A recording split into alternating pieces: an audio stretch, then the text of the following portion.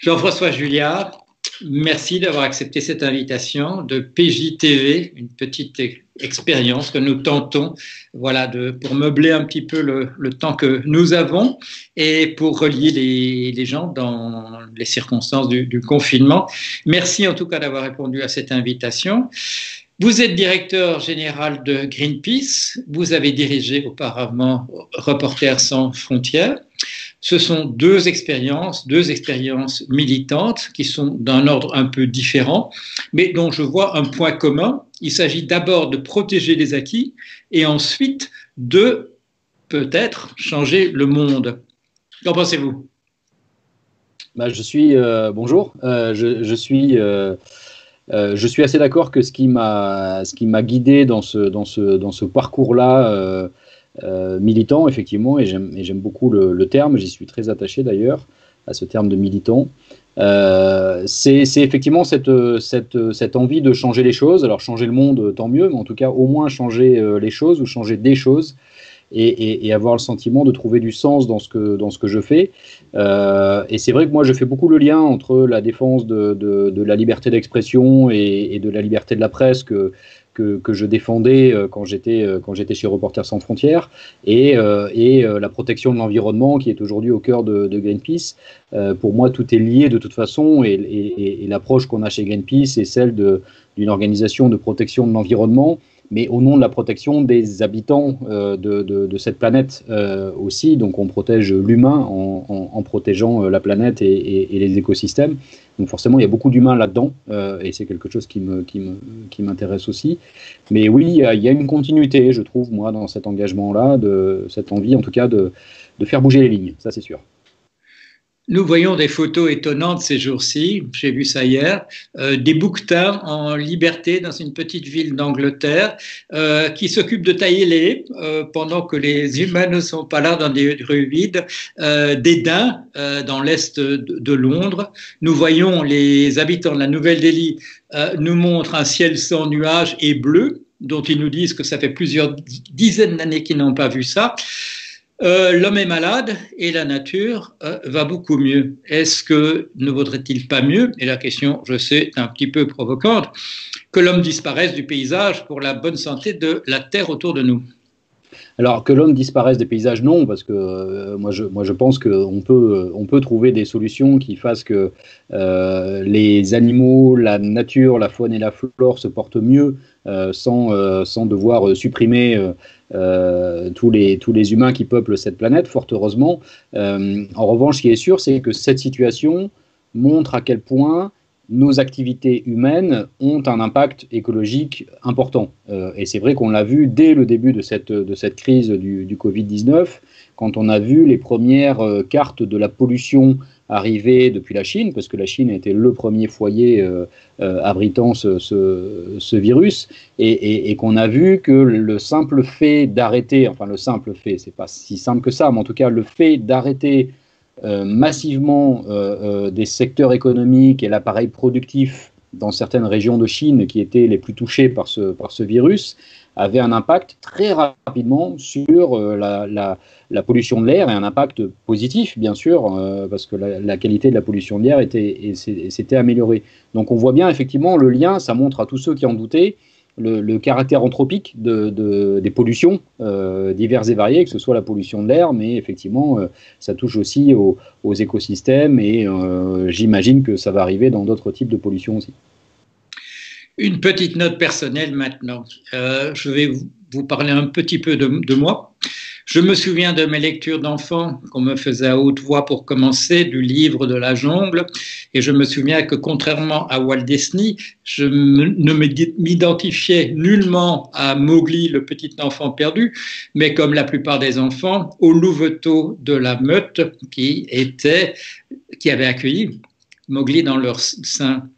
La lecture de Jack London, c'est Cro-Blanc, c'est L'appel de la forêt. On nous demande à nous, les enfants, d'être à la fois un chien et un loup, et on nous met face à des choix extraordinaires que nous devons résoudre. D'autres livres, Capitaine courageux de Kipling, Moby Dick de Melville, qui nous montrent l'affrontement de l'homme avec la nature sous ses formes les plus formidables, comme le combat avec un cachalot. C'est ce qui m'a fait, moi, personne sensible aux questions de l'environnement. Qu'est-ce qui vous a fait, vous? Ouais. Je crois que moi j'ai découvert les questions environnementales à travers l'eau, à travers l'océan. J'ai grandi dans la région bordelaise, à quelques kilomètres à peine de l'océan Atlantique. Et quand j'avais, alors je crois, je devais avoir 14-15 ans, j'ai commencé à faire de la plongée sous-marine. Et en fait, j'ai découvert la pollution, et donc la pollution marine et sous-marine en l'occurrence, en commençant à mettre la tête sous l'eau, littéralement.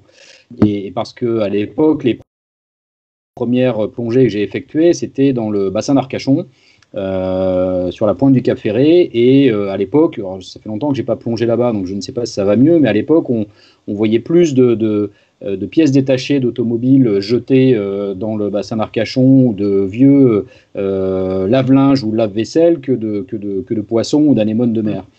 Et à l'époque, je me souviens avoir été sensibilisé par des gens de la région qui me disaient à quel point effectivement cette région était polluée, à quel point il était important de défendre l'environnement. Donc mes premiers souvenirs en tout cas de prise de conscience, alors ça remonte pas à des lectures enfantines, mais mes premiers souvenirs de prise de conscience environnementale sont ceux-là, du fait d'y être direct. Une lecture ou une information dans les médias que je recevais, c'était quelque chose qui me tombait dessus littéralement parce que je touchais des mains, là aussi littéralement, cette pollution. On dit que vous êtes devenu reporter par le biais d'être objecteur de conscience. Et pour les gens de ma génération, Greenpeace, c'est aussi, même si ça s'estompe un peu dans le temps, c'est 1985, c'est Auckland, c'est le sabotage du Rainbow Warrior qui débouche sur la mort d'un journaliste, je crois que c'est Fernando Pereira, si le nom me revient bien, tué dans cet incident, un incident qui remettra en question entièrement la relation entre les États et une fois pour toutes, la manière dont on traitera au niveau international l'ingérence des États, ingérence indigne dans les affaires des autres États. À l'époque, c'est le nucléaire, ce sont les essais nucléaires. Le combat de Greenpeace maintenant porte-t-il encore sur le nucléaire, sur l'armement nucléaire ou sur le nucléaire en général? Alors oui, c'est vrai que Greenpeace a été fondé sur cette alliance d'un mouvement environnemental de protection de la nature et d'une opposition à l'arme, et notamment à l'arme nucléaire, d'où le nom Greenpeace. Le nom n'a pas été trouvé par hasard, et les deux composantes étaient très fortes à l'époque, Green et Peace, quand ce nom a été imaginé par les premiers militants de cette organisation dans les années 70 au Canada, parce que le premier combat fondateur de Greenpeace a été celui de l'opposition à l'arme nucléaire américaine, qui était une arme bien sûr, et dont les essais qui se faisaient encore sous la mer avaient un impact destructeur sur les écosystèmes sous-marins. Alors c'est vrai que cette double mission de Greenpeace de protection de l'environnement et de promotion de la paix a évolué au fil des années. Et c'est sûr qu'au fil des années, Greenpeace est devenue une organisation plus environnementale qu'une organisation de promotion de la paix. Mais ça reste aujourd'hui au cœur de notre mandat et de notre mission. On n'oublie pas ça. Et tous les ans, Greenpeace fait partie des associations qui, en coalition, pas forcément toutes seules, rappellent que l'arme nucléaire existe encore, rappellent qu'il y a un traité, justement, en cours de négociation en ce moment aux Nations Unies, pour abandonner totalement l'utilisation des armes nucléaires, que ce traité il est empêché dans son avancement par les États qui disposent de l'arme nucléaire, à commencer par la France, mais elle n'est pas la seule. Tous les États qui disposent de l'arme nucléaire ne veulent pas s'en passer, même si le monde évolue, ça n'évolue pas. Donc on continue d'essayer d'œuvrer sur ce sujet-là. Mais c'est vrai que l'évolution naturelle de l'organisation a été celle d'une organisation qui s'est peu à peu emparée de sujets plus environnementaux que de cette question de lutte contre l'arme nucléaire. Mais ça reste au cœur de notre mission.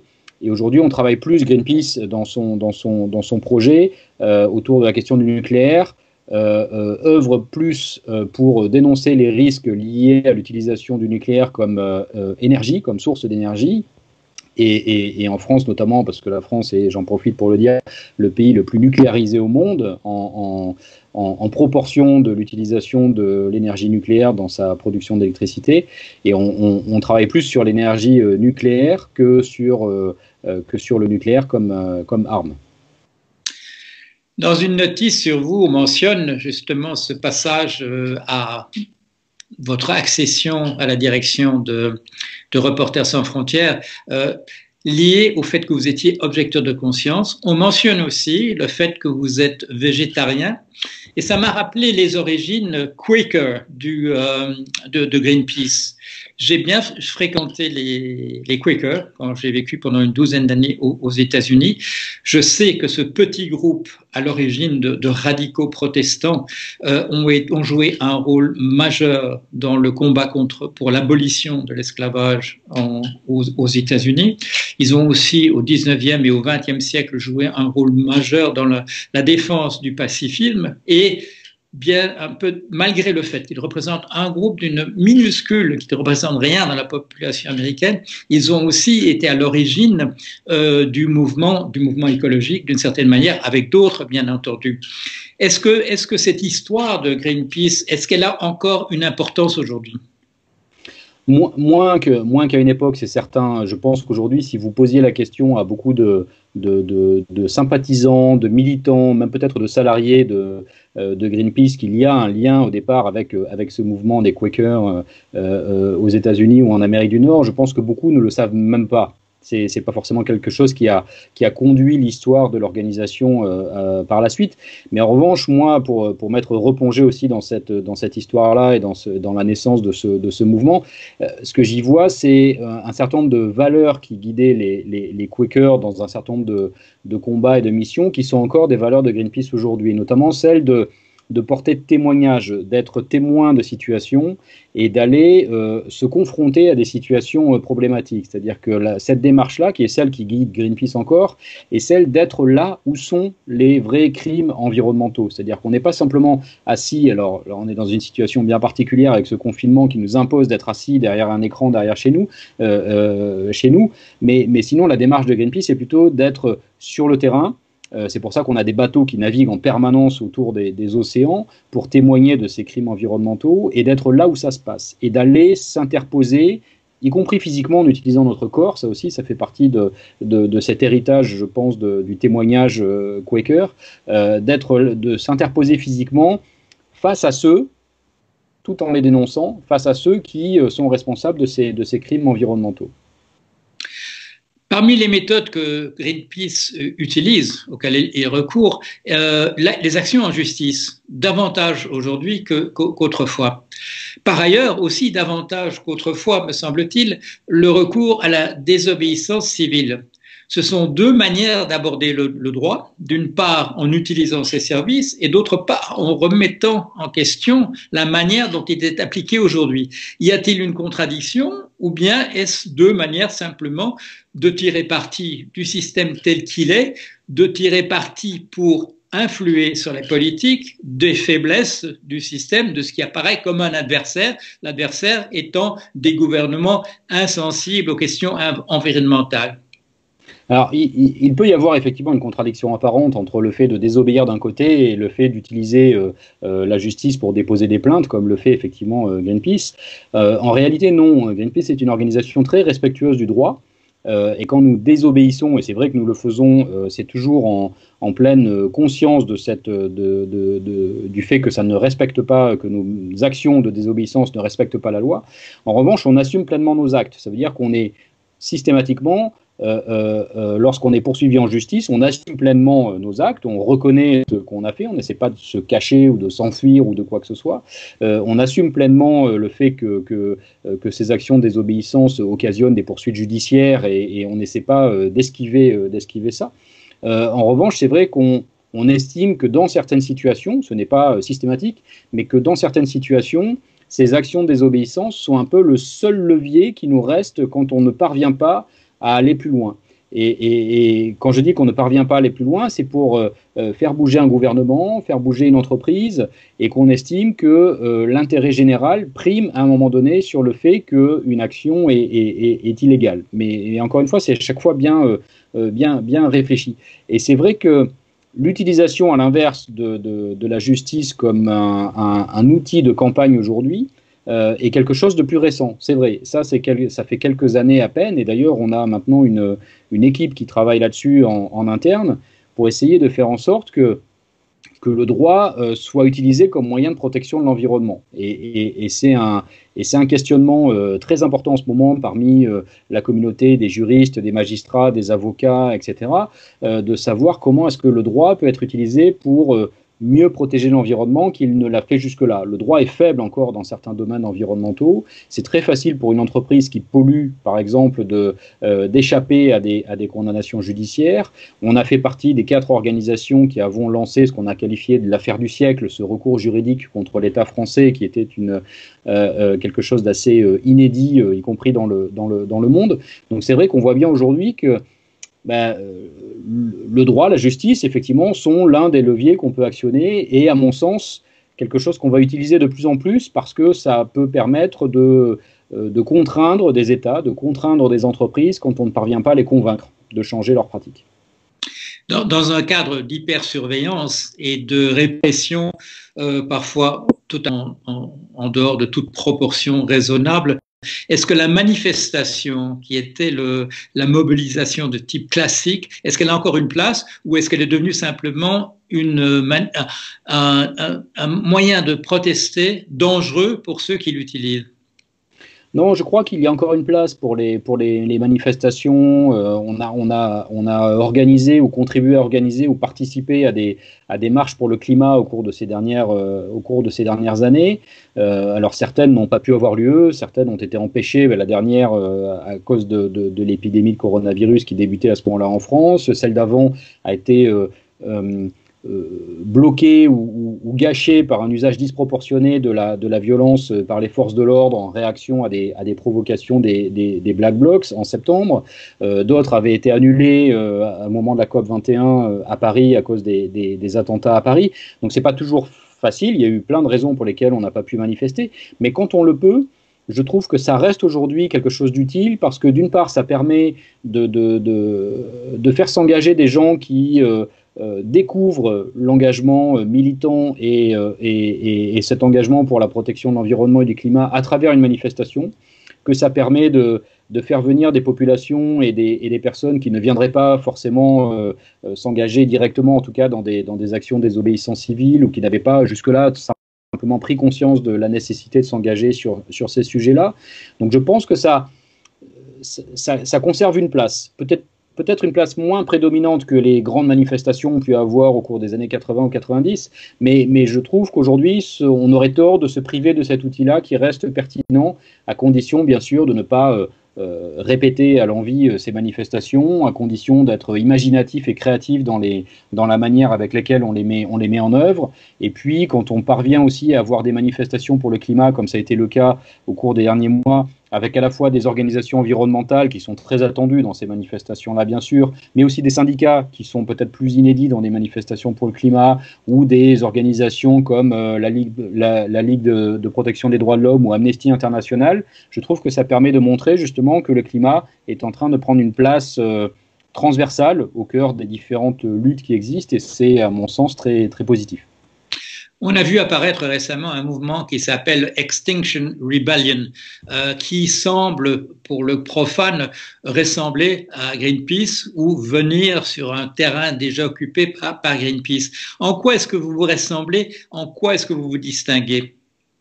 En fait, on se ressemble parce qu'on utilise la désobéissance civile comme moyen d'action, et d'ailleurs, il y a beaucoup de militants qui sont militants et d'Extinction Rebellion et de Greenpeace. On s'est rencontrés à de très nombreuses reprises, on a participé à des actions de désobéissance civile ensemble.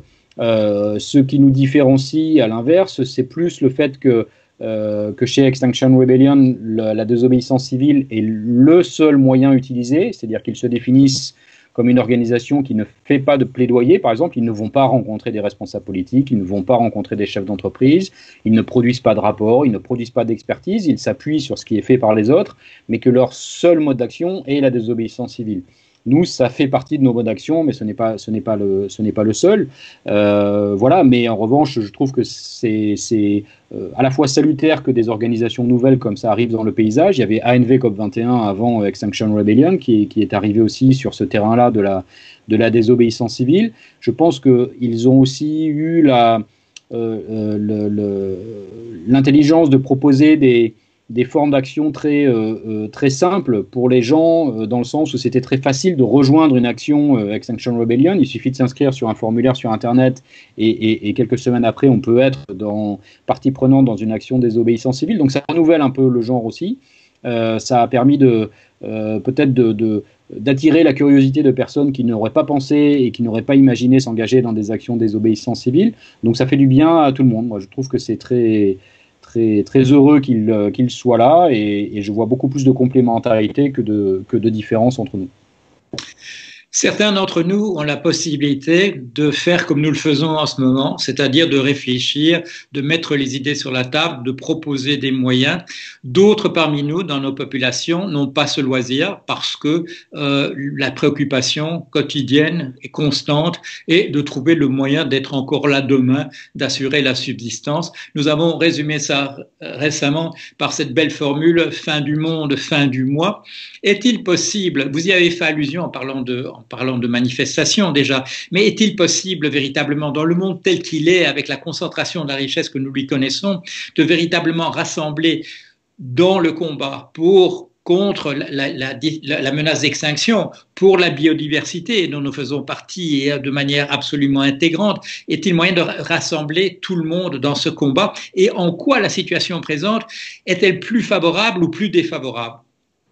En fait, est-ce que c'est possible? Je ne sais pas, mais en tout cas, on y travaille et on y travaille ardemment parce que on a même créé une alliance depuis quelques mois maintenant pour l'urgence sociale et environnementale, qui est partie de discussions entre la CGT, le syndicat, la CGT, le mouvement Attaque et Greenpeace, en se disant qu'on ne pouvait plus travailler chacun de notre côté.